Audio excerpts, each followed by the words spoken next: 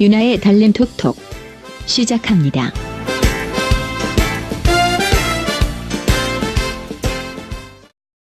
금신 전선상유 12 출사력 거전 즉유가 위야. 이 말은 민족의 위대한 영웅 이순신 장군이 하신 말씀으로 지금 신에게는 아직 12척의 전선이 있습니다. 죽을 힘을 내어 적을 막아 싸운다면 아직 싸워 이길 수 있습니다. 는 말입니다. 임진왜란 당시 선조는 원균의 패퇴로 전선 12척밖에 남지 않자 조정의 공론을 받아들여 수군을 육군에 합치라고 명을 내립니다. 당시 조정의 공론은 판옥대선 12척이 전부인 조선수군이 333척의 전선을 거느린 외수군에 도저히 상대가 안 될 것이라는 상식적인 판단에 따라 모아졌을 것입니다. 그러나 그 비관적인 상황에서도 이순신 장군의 결기는 분명했습니다. 그리고는 상소를 올려 바다에서 외놈들을 물리쳐 반드시 누란의 위기에 처한 나라를 구하겠으니 수군을 패하지 말아달라고 조정에 호소했습니다. 그리고는 죽을 힘을 다해 외놈들을 물리쳐 나라를 구했습니다. 지난 27일부터 공식 선거운동이 시작되었습니다. 선거운동을 준비하는 동안 지역 활동가들, 지지자들, 자원봉사자분들이 유세차, 현수막 등의 선거 준비에 대한 걱정 많이 하셨죠? 선거운동이 개시되면서 기세를 잡아야 하는데 이전의 사례를 보면 제대로 준비가 될까 노심초사하고 있었죠. 그런데 걱정이 현실이 되었습니다. 선거 개시 당일 유세차부터가 문제투성이었습니다. 서울에서 늦게 내려오느라 유세 첫날부터 가동할 수 없었고 부대 장비도 엉망이었습니다. 홍보 동영상을 돌리는 컴퓨터 시스템 자체가 다운돼 있었고 겨우 동영상을 고쳐놓으면 사운드가 먹통이 되고 심지어는 지역위원장이 직접 수리해야 하는 웃지 못할 일도 여기저기에서 있었습니다. 차에 부착하는 홍보물은 아직 내려오지도 않은 상태이고 더 디테일하게 들어가면 선거운동원 의상, 피켓 등도 준비 안 된 곳이 많았습니다. 장갑이 없어 목장갑 사러 문방구에 가고 운동원 의상에 붙인 표찰도 자꾸 떨어지고 일부 지역에서는 지나는 주민들이 화장지 팔러 다니는 차보다 못한 걸로 유세차를 꾸몄다고 비아냥을 던지고 가기도 했습니다. 유세차 기사들이 서울에서 내려와 제대로 된 동선을 확보하는 것에도 신경을 써야 했고 이를 안타깝게 생각한 지역 당원들은 물론 일반 시민들마저 캠프의 시정을 요구하려 해도 중앙에서 모든 것을 컨트롤하는 통의 소통 부재 상황이었습니다. 당초 지역은 지역 실정에 맞게 홍보물이나 이런 것 알아서 하겠다는 뜻을 중앙에 전달했지만 중앙과의 소통이 원활하지 않아 이런 현상이 빚어진 것이겠죠. 작은 소품들에 대한 예산 집행, 이런 것까지 중앙에서 하려 한다면 지출의 합리성 담보될까요? 이순신 장군은 왜 수군 폐쇄 어명에 죽음을 각오하고 그 부당성을 상소했을까요? 수군으로 싸워야 승산이 있다는 현장의 판단이 확고했기 때문입니다. 이순신 장군이 명랑대첩에서 전선 12척으로 333척을 물리친 과정에서도 현장의 중요성이 잘 드러납니다.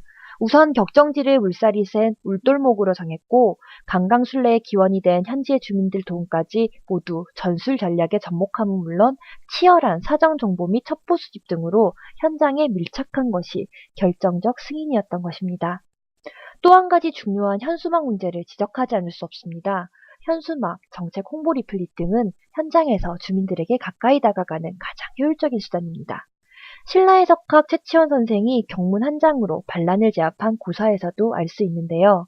선생이 당나라에 머물 때 소금 장수였던 황소가 장안을 점령하고 스스로 황제를 칭하는 황소의 난이 일어났습니다. 이때 최치원 선생께선 무릇 바른 것을 지키고 떳떳함을 행하는 것을 도라하고 위험한 때를 당해서 변통하는 것을 권이라 한다. 지혜로운 사람은 때의 수능에 성공하지만 어리석은 자는 이치를 거슬러 패하는 법이다. 는 내용의 토황소 경문을 적지는 물론 백성들에게 뿌려 칼이 아닌 글로 황소의 난을 진압했습니다. 현수막 문구나 정책 리플릿 등은 현대적 의미의 경문이라고 할 수 있겠죠? 그런데 녹색의 디자인 색상이나 문구 등이 설치 현장에 어울리지 않아 많은 부산 시민들이 의아해하고 있는 실정입니다. 물론 PI나 이미지의 일관성 등에서 통일성이 있어야 함은 잘 알고 있습니다.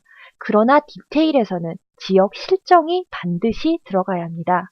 문재인 후보께서 악마는 디테일에 있다고 하신 말씀, 이때도 적용될 것입니다. 심지어 새누리 현수막은 잘 보이는데 민주당의 현수막은 어디에 붙었는지 잘 보이지도 않고 보이더라도 눈높이에 맞지 않아 한눈에 확 들어오지 않는다는 제보도 우리 방송국에 쇄도하고 있습니다. 더욱 중요한 문제는 많은 지역구에서 왜 지역위원장이 보이지 않냐는 볼멘 소리가 터져나오고 있습니다. 일부 지역에서는 지역위원장이 칼바람을 맞으면서 정말 열악한 상황에서 몸던져 유세에 나서면서 결사대를 자처하고 있는 반면, 한편에서 일부 지역위원장들께서 팔짱만 끼고 있다면, 그래서 그 비난의 목소리가 부산 전 지역으로 확산된다면 이야말로 심각한 적전분열이 아닐 수 없습니다. 현수막 위치가 잘못됐거나 심지어 선거 사무실의 현수막까지 부적절하게 걸려 있다면 유권자들에게 어떤 인상을 주겠습니까?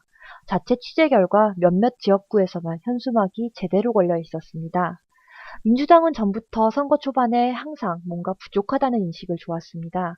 그래서 올해는 그 같은 실수를 개선해 초반부터 기선을 잡아야 한다는 논의까지 한 것으로 알고 있습니다. 그런데도 이런 일이 벌어지고 있으니 정말 안타깝습니다. 지역위원장님들, 우리 함께 죽을 힘을 다해 정권교체 행진에 힘을 모읍시다. 이미 죽을 힘을 다해 뛰고 계시는 위원장님들께는 죄송하지만 선거 초반 우리 민주당은 상대방에 일방적으로 밀리고 있습니다. 캠프 자체 분석도 그렇게 나온 것으로 알고 있습니다. 지역위원장들의 활약은 열심히 최선을 다하고 있는 자원봉사자, 열성 지지자들의 사기와 직결됨은 물론이고 투표, 득표율로도 이어질 것입니다. 전체적인 홍보 시스템 문제 등은 이미 채널을 통해 개선점을 찾고 있는 줄 압니다.